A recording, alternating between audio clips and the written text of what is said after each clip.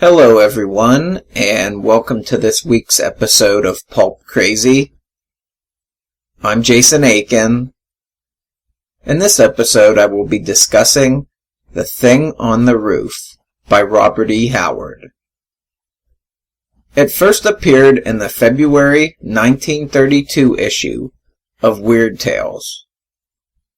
It has been reported that Howard sold it to the magazine for $40. And he was so fond of it, he later said he would have let it go for free, just so it would see print. This is one of Howard's stories that is firmly set in the Cthulhu Mythos of H.P. Lovecraft. The story references both of their books on the occult, Lovecraft's Necronomicon and Howard's Nameless Cults. A reference is also made to a Robert E. Howard Cthulhu Mythos story I previously featured, The Black Stone. The toad god mentioned in The Thing on the Roof may even be an homage, or possibly relation, to Clark Ashton Smith's Tsathoggua. The basic premise of this story is nothing groundbreaking, but it is told masterfully. In my opinion, it is a near-perfect, weird tale. The story focuses on two academics living in Great Britain during the early 1930s. The unnamed narrator and an acquaintance of his named Tussman. Tussman seeks the narrator's aid in obtaining an original copy of Nameless Cults, a book on the supernatural by a German occultist named Friedrich von Junz.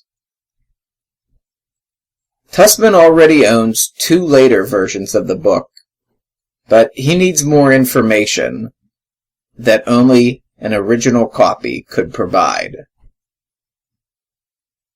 He is seeking information about an ancient temple hidden in the jungle of Honduras. The temple worshippers were said to have been there long before the Spaniards came, and they worshipped a toad god, hence the name Temple of the Toad God. Hidden in the wall of the abandoned temple are the mummified remains of the last priest. The mummy wears a pendant with a crimson-red gem in the shape of a toad. It is said one can use the gem as a key to open a lock located on the temple altar that leads to a hidden chamber. Tussman hopes to obtain the key and bring back a large amount of treasure, namely gold. Obviously, this wasn't a smart move. But if you want to know more, I highly recommend giving this a read. It's a pretty short story. I read it in the Horror Stories of Robert E. Howard collection from Del Rey Books, and it was only 8 pages. It's also available for free via e-text and audiobook too. I'll put those links in the show notes.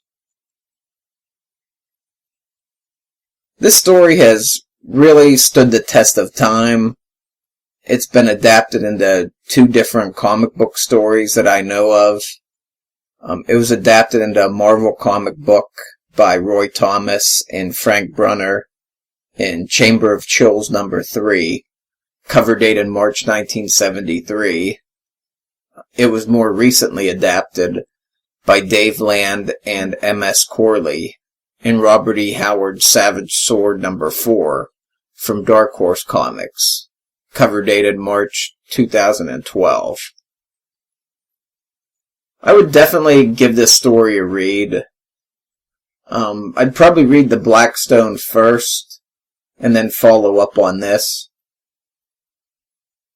I find Howard's Cthulhu Mythos stories a lot easier to read than Lovecraft's for some reason. I think this is because Howard's writing just seems to have more energy, in my opinion.